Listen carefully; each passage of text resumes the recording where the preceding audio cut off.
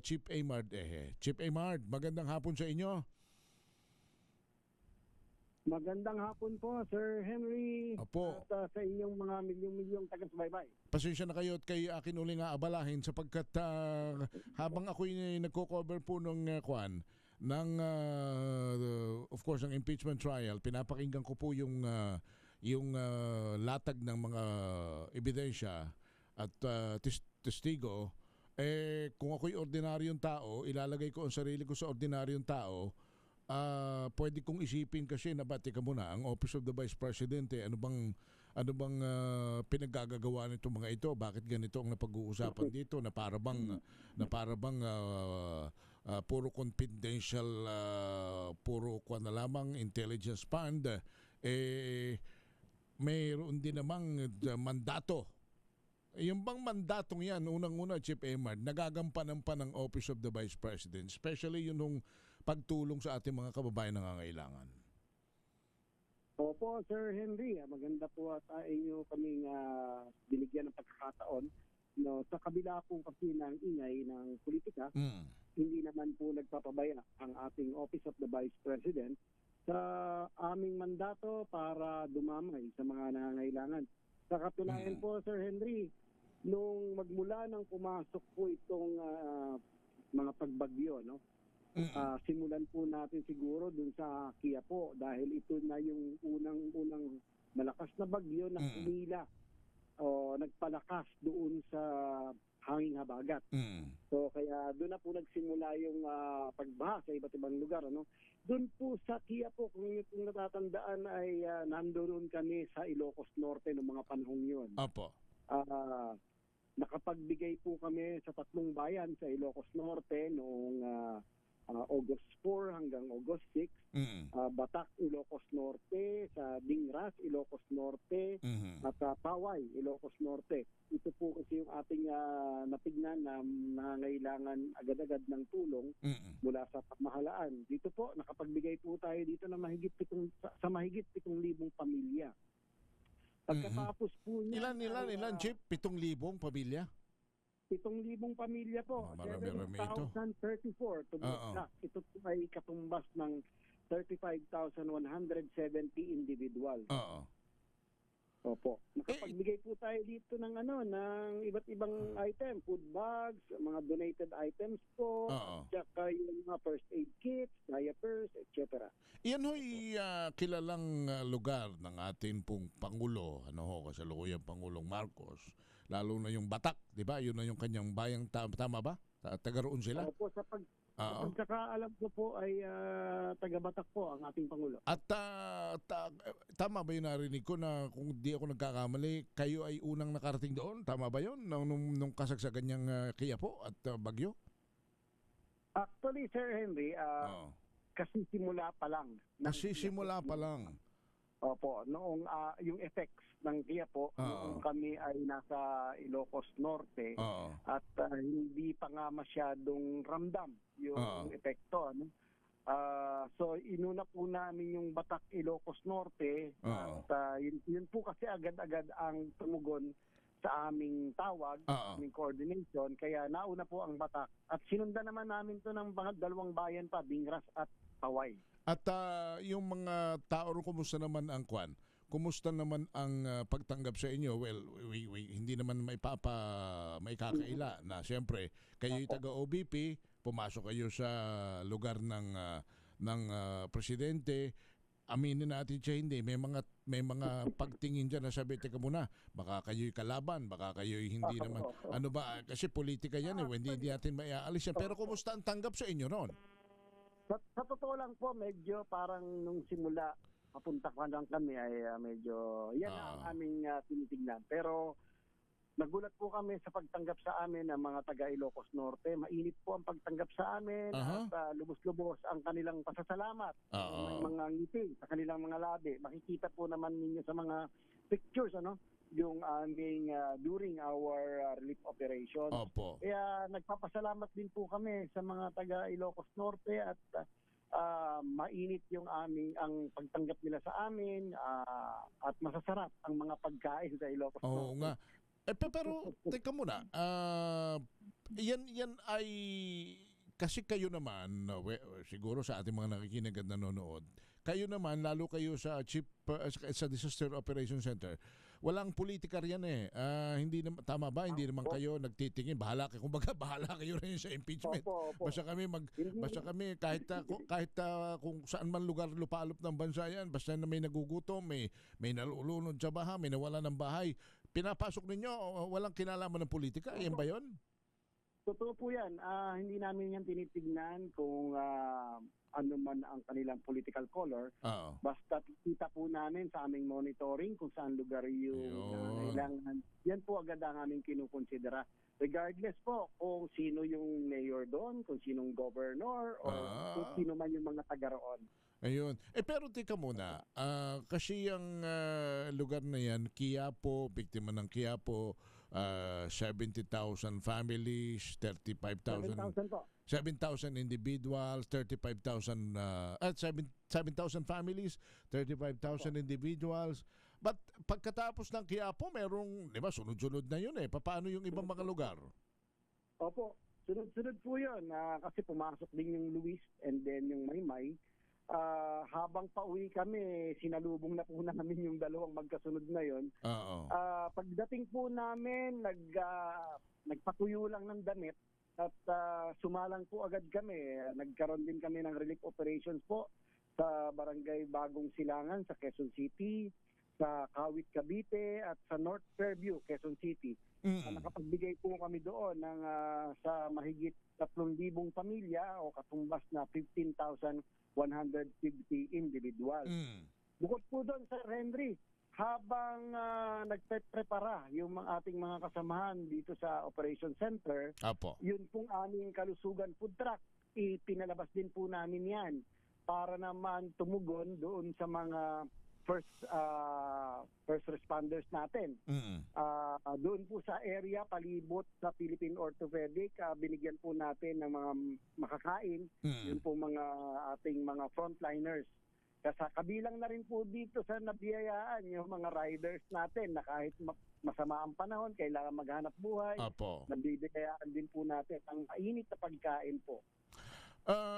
Chip, medyo talagang, alam niyo yung Pampanga at Bulacan, medyo nakakadurog ng puso yung kanilang sinasapit sapagkat wala ng ulan. Sa ibang mga lugar, umaaraw na, like for example, in Metro Manila, in some part of Region 4. Pero yung lugar nila Chip, nakakaawa eh. Paano ba? Meron ba kayo ba'y nakagaling na ron? Pupunta pa? Ano bang plano natin? Ganito po, Sir Henry. Actually, last week po ay may nakapila na sa aming mga dapat na gagawing relief operations. Kaya lang, base po sa coordination, marami pa rin lugar ang hindi madaanan dahil sa baha. Pero meron na po kaming mga schedule na ginawa, at least tentative, kung sakaling pwede nang madaanan. Yun pong 3 bayan sa La Union, isa po sa Benguet, 4 na bayan po sa Pangasinan, sa Bataan, Bulacan, Batangas, at meron din po sa Zamboanga City kasi tinamaan din po yung lugar po na yan. Yun po, nabanggit po ninyo sa Pampanga, nakatanggap na rin po kami ng report dun sa mga area. Kaya po kasama na rin po ito sa aming inaayos na schedule. Medyo hindi lang namin kayang pagsabay-sabayan dahil intindihan natin yan. Sir Henry, buong Pilipinas yung ating hinahatiran, ilan lang naman po ang tauhan ng disaster operation. For that matter, ilan lang ba kayo kumikilos dyan para maintindihan din ng ating mga kababayan na hindi nyo kayang paghati-hatiin ang inyong katawan naman sa dami? At buti po, mayroon din kaming mga satellite offices na tumutulong para yung mga lugar na pwede naming pagsabay-sabayin, tumutugon po yung aming satellite offices. At saka siguro as far as of course yung ating mga assistance is concerned, buti na lamang at yung mga kababayan nating hindi nagdadalawang isip, Chief Amard, na magpadaan ng tulong sa inyo. I understand, hindi ho ba? Kasi as far as the fund of yung pondo ho ng OBP is concerned, hindi hindi ho masasapat eh. Tama ba, Chief Aymar? Actually, isang milagro or hindi ko paano po sasabihin dahil pagkagaling po namin ng Ilocos Norte, lang, hinapos na po kami ng supply. Kasabay nito, nagtanong na po sa akin noon ang ating Vice President, Inday Sara Duterte, kung ano pa yung mga dapat naming gawin. At sabi ko nga, yung aming mga supply ay for delivery pa. Pero agad-agad, nagulat po kami, biglang nagdatingan the following week. Yung mga donasyon galing sa ating mga kababayan.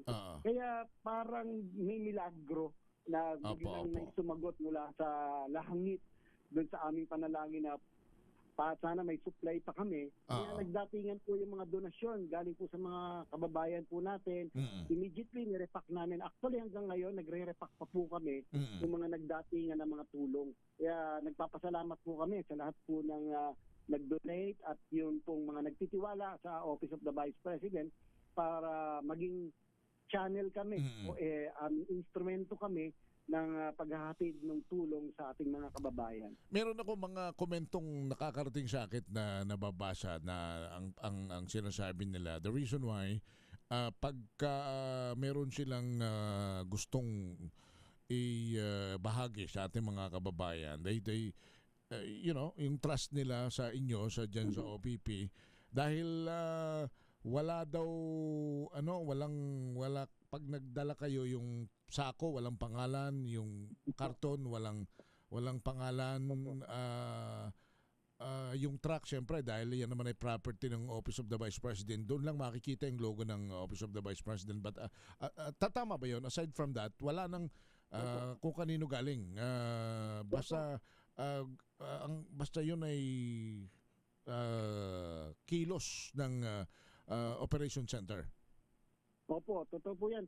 Kung makikita po natin sa mga ginawa naming relief operations, karatula lang po na Office of the Vice President, walang pangalan kung sino ang Vice President, walang picture, at wala ring mga seremonyas na pag-aabot, kundi yun talagang normal na procedure lang ang pagbibigay ng tulong.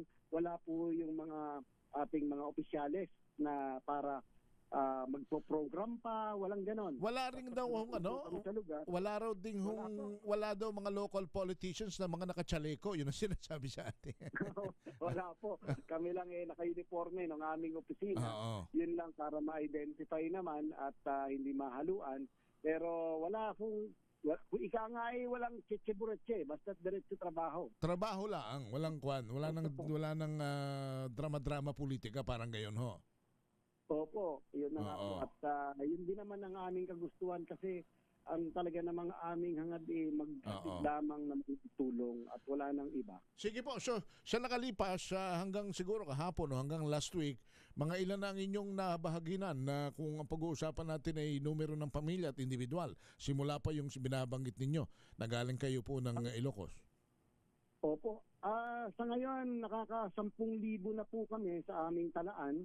Nakakapag-10,000 pamilya na po kami at more or less nasa 50,000 na po ito bilang individual. Pero sa ngayon po, Sir Henry, nasa labas pa yung ating Pangasinan Satellite Office dahil nagsimula na rin po sila sa relief operations naman na para sa San Fernando, La Union. At sunod-sunod na po ito yung aming schedule magmula ngayong araw hanggang sa mga susunod pang mga araw at mga linggo para ma-deliver namin yung ating mga relief items galing sa OBP at galing po sa mga donasyon ng ating mga kababayan. At yung mga gusto pang mga kababayan natin mula sa pribadong sektor na magpadaan po ng tulong sa inyo, malaya sila at makipag-coordinate lamang sa inyo. At itong ating ginagawang ito, paraan naman ito ng pag-uulat sa kanila na yung pinaparating sa inyo, nadadala ninyo sa ating mga kababayan ng walang politika. Kanya minamarapat palagi namin kayo makausap, Chief Aymar, kasi para yun naman nagtiwala sa inyo, marinig naman at makita na yun naman palang ating ipinagkaloob, buong buo nilang walang labis, walang kulang na nakarating doon sa mga dapat pong mahatdan. Opo, properly documented po ang lahat ng ating activity. May mga pictures din at yun po mismo nag-donate sa atin. Sila rin po mismo nagsasabi na makikita nila na nakakarating. Kaya po yung kanilang pagtitiwala sa ating tanggapan sa Office of the Vice President ay isang malaking blessing na. Kaya ang turing na nga namin sa amin instrumento na lamang po kami ng ating mga kababayan para yung kanilang kabutihang loob ay maiparating natin sa ating mga kababayan na nangangailangan.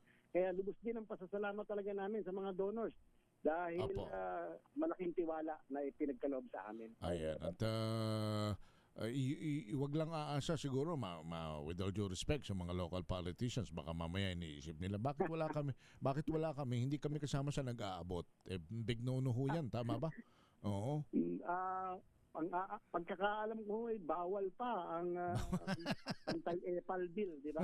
Siya nga pala, may EPAL bill nga pala tayo. Oo nga pala, maasbaran tayo ng batas. Politika talaga. Dapat pumupuntang politiko. Opo. Sige. So, Chip, siguro naman yung madali naman kayo mahanap sa Facebook at saka sa iba pang kwan kung merong gusto makipag-coordinate po sa inyo for partnership if ever. Ano ho?